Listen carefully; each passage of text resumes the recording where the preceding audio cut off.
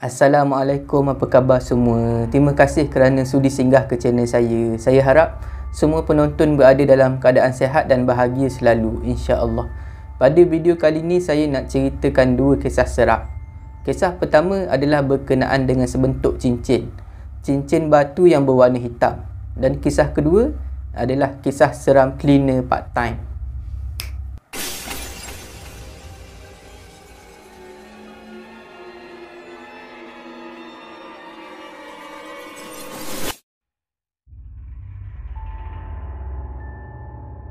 Kisah pertama ni dialami oleh seorang lelaki yang bernama Naim.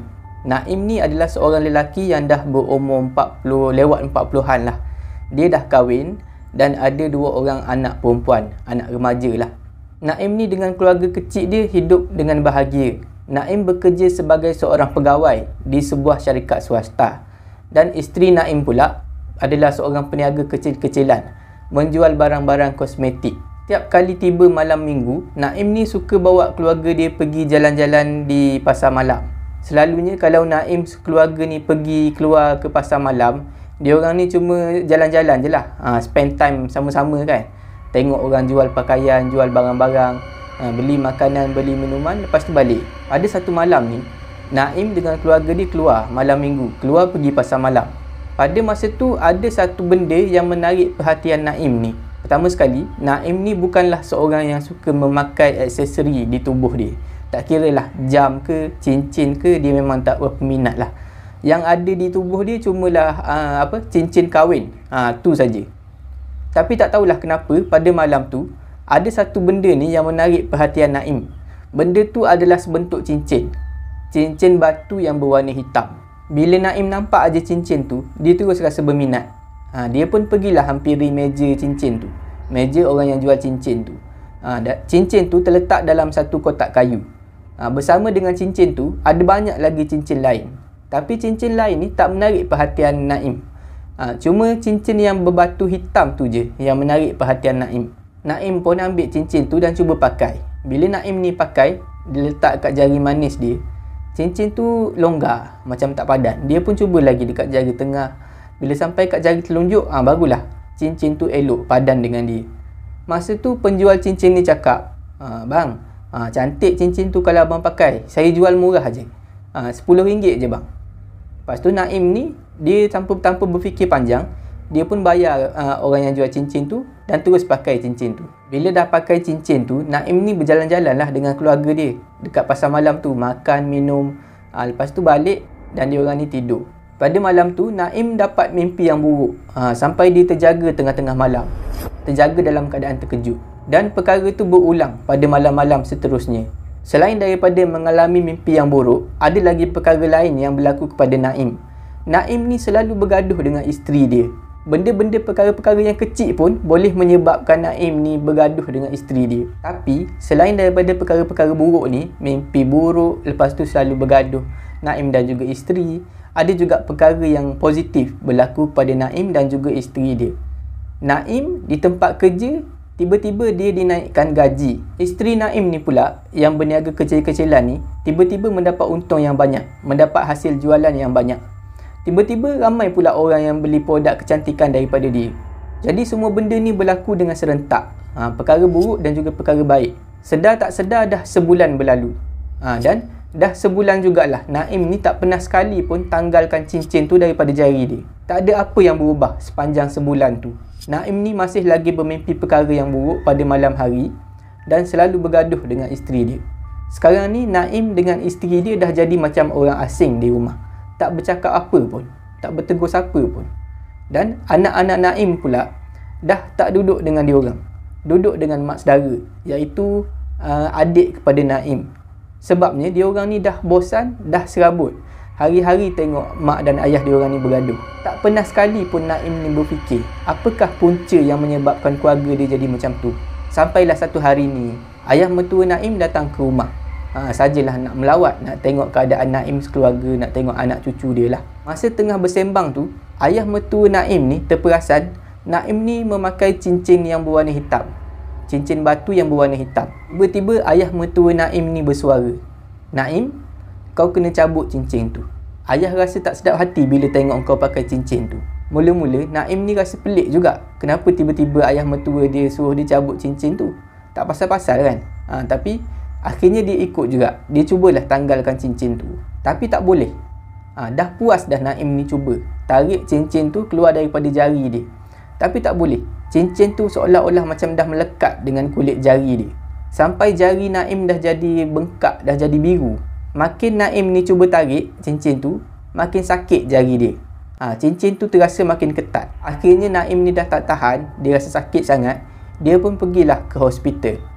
Ayah mertua dia dengan isteri dia ikut sekali. Bila dah sampai dekat hospital tu, barulah cincin tu berjaya dicabut. Tapi bukan mudah lah nak cabut cincin tu. Jari Naim ni sampai luka.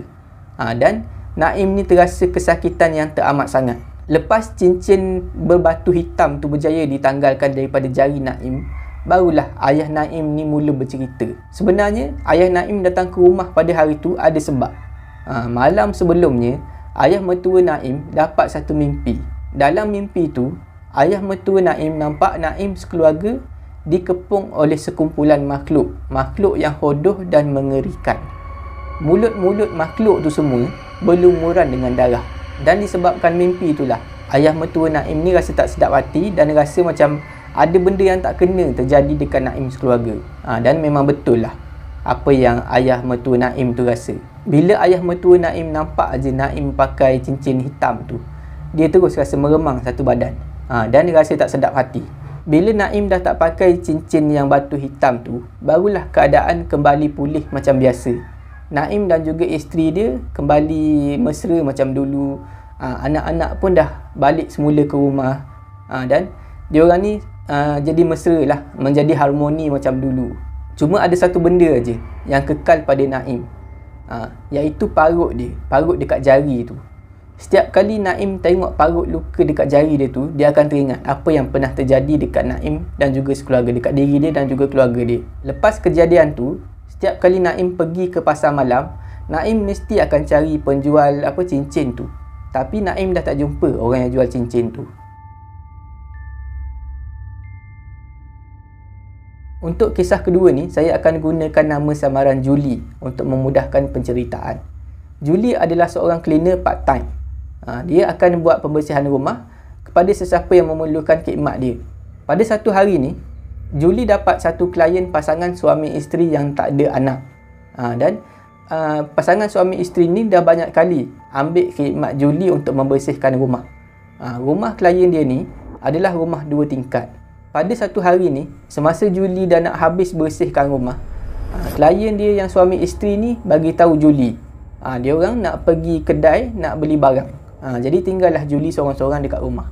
Masa tu Julie dah nak habis bersihkan rumah. Julie pun naiklah ke tingkat 2, pergi ke bilik air dan dia nak mandi. Di tingkat 2 tu, ada satu bilik yang selalu buatkan Julie ni rasa takut. Bilik tu adalah bilik tempat simpanan koleksi patung tuan rumah. Tuan rumah, isteri kepada tuan rumah tu lah, ada koleksi patung yang sangat banyak. Patung-patung tu adalah sangat mirip dengan manusia sebenar. Jadi bila kalau kita tengok, kita buka bilik tu, memang terkejut lah sebab macam orang. Patung-patung tu semua memang sebiji macam orang. Jadi sebab itulah Julie ni rasa takut bila lalu dekat bilik tu. Pintu bilik tu memang sentiasa tertutup. Bila Julie dah masuk dalam bilik air, Julie pun tutuplah pintu ni dengan kemas, pintu bilik air dengan kemas. Dan mulalah mandi. Bila Julie dah nak habis mandi tu, Julie terperasan pintu bilik air ni terbuka. Bukan buka yang luas tu, dia terbuka sikit lah.